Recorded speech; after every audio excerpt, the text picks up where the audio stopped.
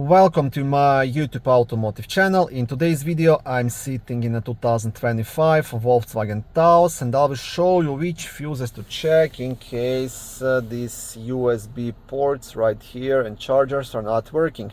This video should apply to these vehicles made from 2022 all the way up to 2026 and possibly newer. Also, if this video was helpful, please consider supporting the channel by liking the video, subscribing to the channel, or becoming a channel member.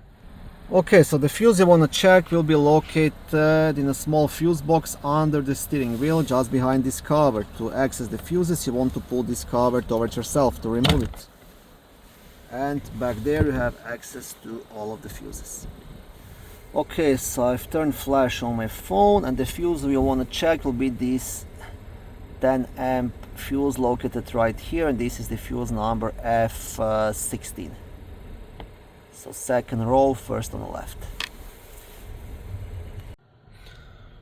Thank you for watching this video. I hope it was helpful and educational. If it was, please like it and consider subscribing to my YouTube automotive channel.